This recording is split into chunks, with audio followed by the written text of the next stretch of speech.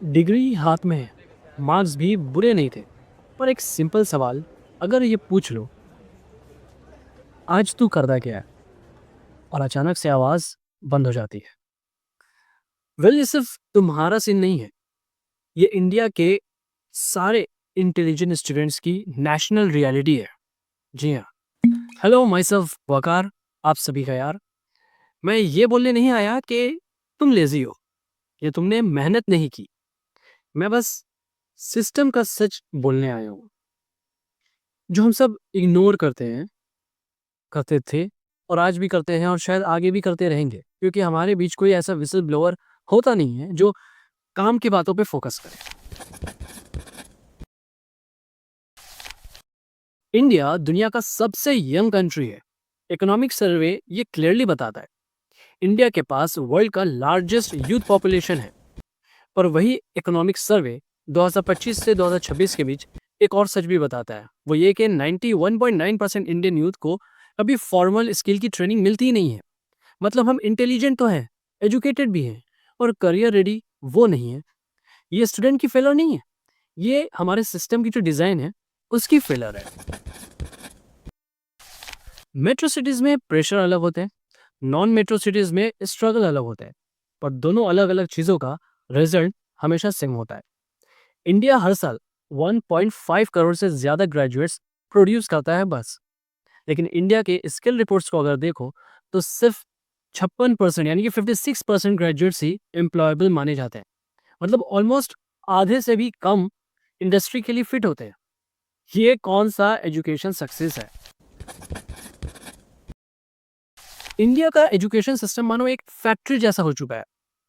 यहाँ पर inputs student होते हैं, प्रोसेस के नाम पे सिलेबस और एग्जाम्स है, और आउटपुट का क्या है? बस एक सूखा सा डिग्री। पर क्वालिटी चेक ये तो मिसिंग है। इसलिए एक डेटा के हिसाब से 8% ग्रेजुएट्स ही अपने क्वालिफिकेशन के अनुसार काम पाते हैं। पर बाकी का क्या? लो स्किल या फिर अनरिलेटेड जॉब्स। डिग्री का मतलब करियर ओरिएंटेड होना चाहिए, सिर्फ एलिजिबिलिटी रह गया है यहाँ पे। इंडिया में 90% मार्क्स लाना घर में सेलिब्रेशन होता है बस। पर मार्क्स का एक झूठ ये भी सुन लो कि मार्क्स सिर्फ ये दिखाता है कि तुम एग्जाम के लिए रेडी हो या नहीं हो। वरना इंडस्ट्रीज ये नहीं पूछते कि तुम्हारी मार्क्स कितनी थी। इंडस्ट्रीज हमेशा इंटरव्यू में ये पूछ बैठते हैं कि तुमसे प्रॉब्लम सॉल्व होता है या नहीं। और ये स्किल्स हमारे एग्जाम्स कभी टेस्ट ही नहीं लेते। चलो कुछ कंट्रीज की बात करते हैं जो हमारे देश से काफी अलग है और काफी आगे है, जैसे कि सिंगापुर। सिंगापुर को देखो तो वहाँ पे ओईसीडी का जो पीसा 2022 का रिजल्ट था, वहाँ पे सिंगापुर ने मैथ्स में 575 स्कोर किया, साइंस में 561 स्कोर किया। और इंडिया इंडिया हर बार पीसा में लास्ट रह जाता है कि हम कोई प्रोग्राम को अप्रोच ही नहीं कर पाते। डिफरेंस इंटेलिजेंस का नहीं है, डिफरेंस ट्रेनिंग का है। सिंगापुर में स्टूडेंट्स को प्रॉब्लम सॉल्विंग और डिसीजन मेकिंग स्कूल से ही सिखाई जाती है। लेकिन इंडिया में ये स्किल्स कहाँ पर है? बस डिग्री के बाद भी ऑप्शनल रहती है ये सारी स्किल्स। अब चलो फोकस करते हैं हम फिनलैंड पे। फिनलैंड का मॉडल और ज्यादा ब्रूटल ट्रुथ दिखाता है। लाइक ओईसीडी का डेटा के अकॉर्डिंग फिनलैंड में 67% स्टूडेंट्स वोकेशनल पाथवेज चूज करते हैं। इंडिया में वोकेशनल एजुकेशन का शेयर अभी भी 10% से भी कम है। इसलिए फिनलैंड में स्टूडेंट्स को अर्ली क्लैरिटी होती है, एकेडमिक और प्रैक्टिकल दोनों का। लेकिन इंडिया में क्लैरिटी 25 के बाद भी नहीं आती है।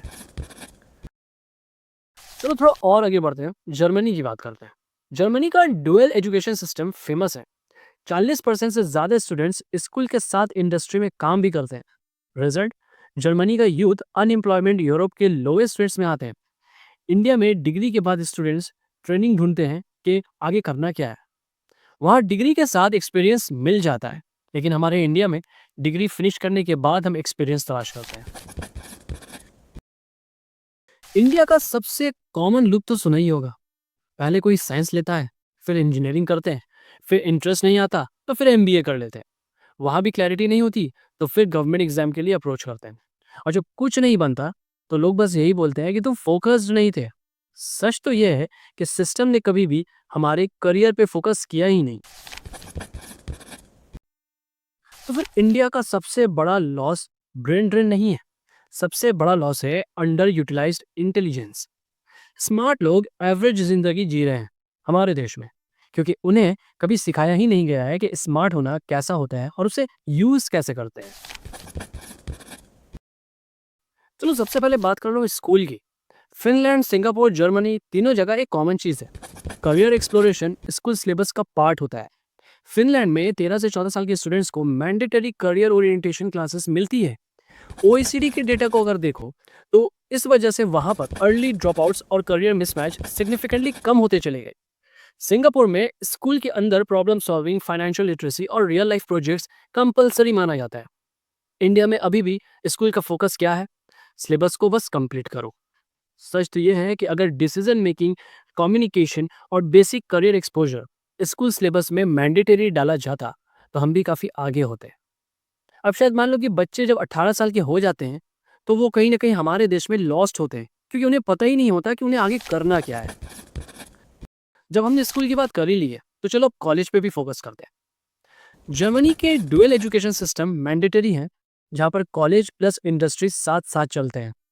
यहाँ पे भी ओईसीडी के अगर डेटा को देखो तो जर्मनी में 40% से ज़्यादा स्टूडेंट्स के साथ पेड इंडस्ट्री ट्रेनिंग किया जाता है। इसलिए यूथ अनएम्प्लॉयमेंट यूरोप में काफ़ी लो हो गया है। यूके और ऑस्ट्रेलिया जैसे कंट्रीज में भी अगर हम फोकस करें तो वहाँ पे इंटर्नशिप और इंडस्ट्री प्रोजेक्ट्स डिग्री के साथ मैंडेटरीली कॉम्बाइन करके चलाया जाता है। इंडिया में कॉलेज अभी भी बोलते हैं कि बस अटेंडेंस लाओ, एग्जाम दो और डिग्री ले लो। अगर इंटर्नशिप, स्किल सर्टिफिकेशन और real world problem projects college syllabus में ही मैंडेटरीली डाले जाते तो शायद सीन कुछ और होता। तो जब हम बोलते हैं कि एजुकेशन फेल कर रही है तो इसका मतलब ये नहीं है कि पढ़ाई बेकार है। इसका मतलब ये है कि पढ़ाई इनकम्प्लीट है। जब तक स्कूल सिर्फ मार्क्स सिखाएगा और कॉलेज सिर्फ डिग्री दिलाएगा, तब तक इंटेलिजेंट स्टूडेंट्स ऐसे ही पूछते रहेंगे कि मैं इतना पढ़ के भी पीछे क्यों रह गया। अगर ये बात कहीं ना कहीं तुम्हें हिट हुई तो कमेंट में सिर्फ एक वर्ड लिखना, रिलेट।